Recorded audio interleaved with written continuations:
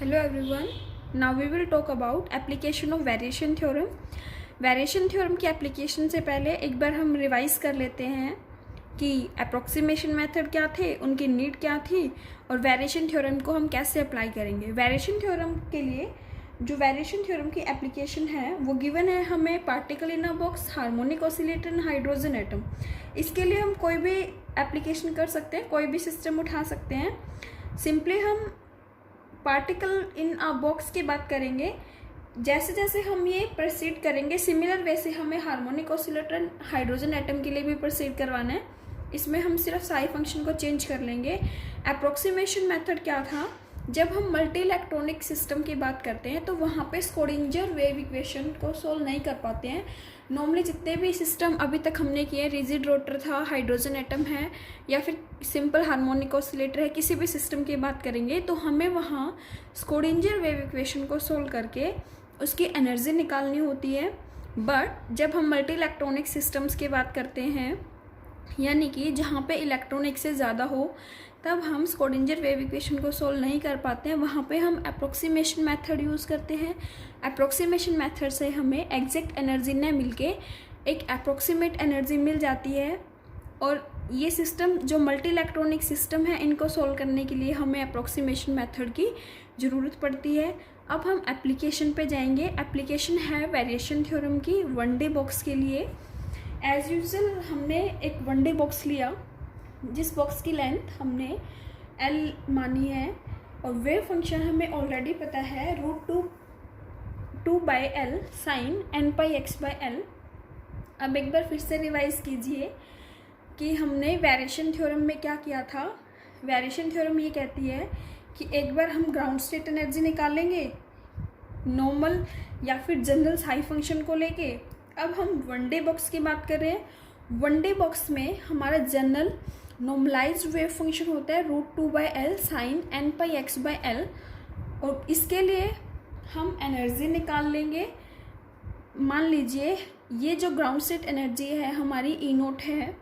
Formula हम apply करेंगे as it is, जो हम ऑलरेडी निकाल चुके हैं। एक बार फिर से देख लीजिए,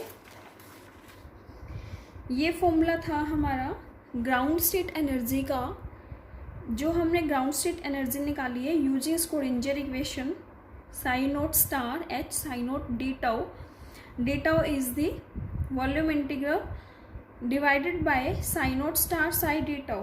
अगर हमारा वेव फंक्शन नॉर्मलाइज्ड है तो डिनोमिनेटर वाली टर्म हम 1 कंसिडर कर लेंगे। h is Hamiltonian that represents to total energy of the system, that is sum of kinetic energy and potential energy. ऐसे ही जब हम ये ग्राउंड स्टेट एनर्जी निकालते हैं, इस एनर्जी की बात करेंगे और इसके बाद जब हमने साई फंक्शन को चेंज किया और फिर एनर्जी निकाली, उस एनर्जी की बात करेंगे, दोनों को रिलेट करेंगे, कंपेयर करेंगे एंड कंक्लूजन निकालेंगे। यहाँ देखिए, अब हमने ग्राउंड स्टेट एनर्जी के अकॉर्डिंग हमारा एक्सप्रेशन था साई0 स्टार h साई0 d tau, साई0 स्टार साई0 d tau, जो हमने वेरिएशन थ्योरम का जनरल एक्सपेरिमेंट करते हुए निकाली है। और हमें पता है वन डे बॉक्स के लिए एनर्जी आती है हमारी n²h²/8 ml²। इतना हमें समझ आता है कि हमारा नॉर्मल साई फंक्शन था, इसको यूज़ करके हमने यह एनर्जी हमें ऑलरेडी पता है, तो एक बार हमने लिख ली कि ग्राउंड स्टेट एनर्जी हमारी यही है। अब देखिए, हमें यहाँ पे साई फंक्शन को चेंज करना है, यानी कि हम कोई भी साई फंक्शन लेंगे, कोई भी टाइल वेव फंक्शन लेंगे इस वन डे बॉक्स के लिए। मान लीजिए हमने साई फंक्शन को चेंज कर लिया, हमने इस कांस्टेंट को हटा दिया यहाँ से। आप इसको साई0 भी कंसिडर कर सकते हो, बिकॉज इसी साई फंक्शन के लिए ही हमने एनर्जी निकाली है, जो कि हमारी n²h²/8 ml² आती है। ये हमें ऑलरेडी पता है, हम निकाल चुके हैं जब हमने वन डे बॉक्स वाला टॉपिक किया था। अब हमें साई फंक्शन को चेंज करना है। अब हमने साई फंक्शन को यहाँ पे मान लिया साइन n πx/L। अब हमें ये देखना है क्या इसमें वेरिएशन थ्योरम एप्लीकेबल है या नहीं है। अब रिवाइज कीजिए, वेरिएशन थ्योरम क्या थी, एक आपकी ग्राउंड स्टेट एनर्जी है और दूसरी एनर्जी जब आप इस साई को रिप्लेस कर दोगे किसी भी अदर फंक्शन से, तब एनर्जी आती है वो उन दोनों एनर्जीज को कंपेयर करना है। और अब हमें वेरिएशन थ्योरम के अकॉर्डिंग पता है जो हमारी न्यू एनर्जी आएगी after replacing psi function that will be greater than equal to E naught. ये हमें प्रूव करना है। अब हम H लेंगे Hamiltonian, that is sum of kinetic energy and potential energy. H is kinetic plus potential, but in 1D box this energy is 0. So kinetic energy is minus h cross square by 2m d square by dx square, and momentum होता है minus iota h cross d by dx। जब हम p का square करेंगे momentum का square, p is mv, and when we will divide it 2m it will become m square v। एक बार देखिए, momentum is mv and kinetic energy is half mv square. जब हम इसे m से multiply divide कर देंगे तो ये हमारा बन जाएगा 1/2m m square v square, that is p square by 2m। Now we will square this term, this is energy E, और we can say this is Hamiltonian. H is equals to E is equals to p square over 2m। Now we will substitute this value in this energy expression। Sai function को हमने trial Sai function ले लिया है, Sai function को हमने change कर दिया है। अब हमें ये देखना है कि इस साई फंक्शन को यूज़ करके जो एनर्जी आएगी वो ग्रेटर और इक्वल ई नोट से होगी या नहीं होगी। अगर ये कंडीशन सेटिस्फाई होगी तो हमारा वेरिएशन थ्योरम इस पर एप्लीकेबल है, अदरवाइज नहीं है। अब हमने क्या किया, साई फंक्शन को एज इट इज यहाँ पे रख दिया, sine n/x/l, and this is energy, this is value of h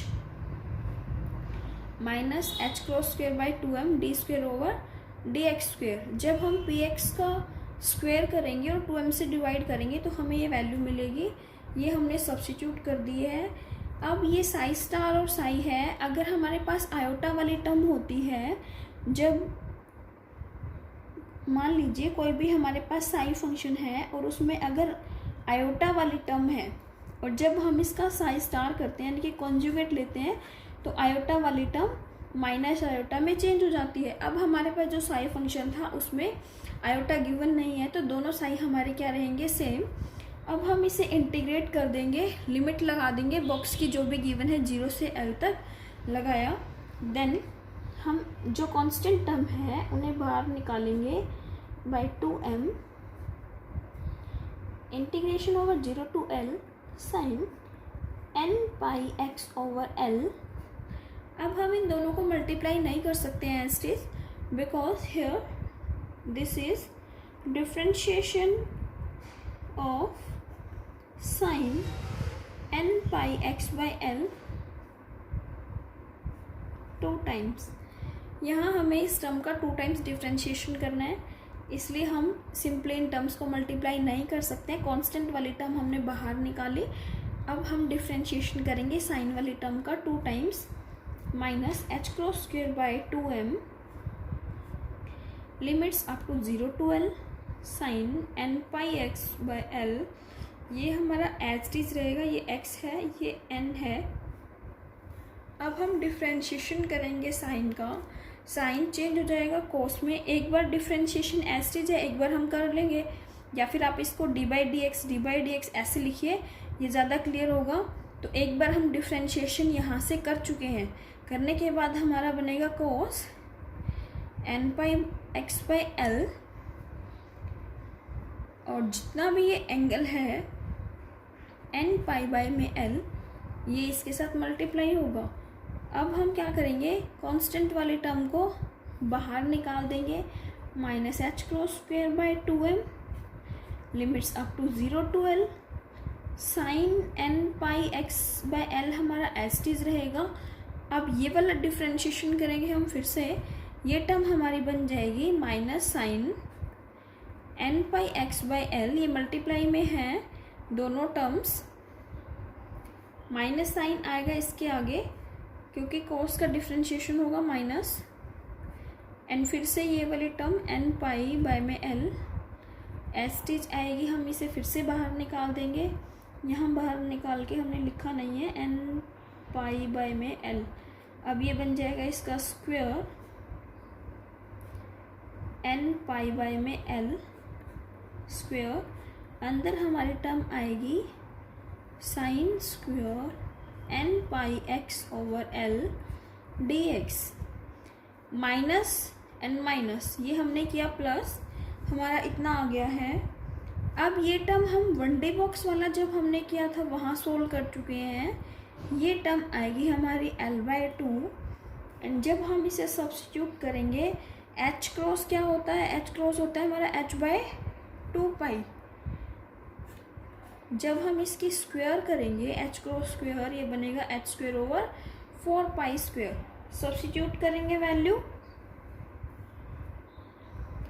H square over 4 pi square 2m as it is, this is n square pi square and L square, जो terms cancel होते हैं वो हम cancel कर देंगे, ये हमारे पास आएगा N square H square divided by 8ml square. अब देखिए हमने वन डे बॉक्स में जब नॉर्मल वेव फंक्शन को लेके नॉर्मलाइज्ड वेव फंक्शन को लेकर के सोल्व किया तब हमारा एनर्जी के लिए एक्सप्रेशन आया था N square H square by 8ml square, और जब हमने इसके कांस्टेंट को हटा दिया यहाँ से, यानी कि हमने एक ट्रायल वेव फंक्शन ले लिया, तब भी हमारा एनर्जी का एक्सप्रेशन आया n square H square by 8ml square. यहाँ से हमारे पास एक कंक्लूजन आता है, किसी भी वेव फंक्शन को अगर हम किसी कांस्टेंट से मल्टीप्लाई करते हैं तो उसकी एनर्जी पे कोई फर्क नहीं पड़ेगा। अब हम देखेंगे कि यहाँ वेरिएशन प्रिंसिपल एप्लीकेबल है या नहीं है। वेरिएशन प्रिंसिपल की कंडीशन क्या थी कि जो हमने ट्रायल वेव फंक्शन के लिए एनर्जी निकाली है वो या तो ग्रेटर होगी या फिर इक्वल होगी नॉर्मल ग्राउंड सेट एनर्जी से। यहाँ पे ये दोनों एनर्जीज हमारी इक्वल हैं, तो यहाँ पे हमारा वेरिएशन थ्योरम प्रूव होती है in case of one day box. Similar way से जब हम साई फंक्शन को चेंज करेंगे, साई फंक्शन हमारा हार्मोनिक ऑसिलेटर के लिए डिफरेंट होगा, हाइड्रोजन एटम के लिए डिफरेंट होगा। जब हम सिमिलर वे से प्रोसीड करेंगे तो हम उन सिस्टम्स के लिए भी एनर्जी निकाल लेंगे और वहाँ से वेरिएशन थ्योरम को प्रूव कर लेंगे। जितने भी टॉपिक्स हमारे कवर हो गए हैं उनके अंदर आपके जो भी डाउट्स हैं आप एक पेज पे लिख के, एक वाइट पेज पे लिख के मुझे व्हाट्सअप कर दीजिए। I will make a video on these doubts also. Thank you.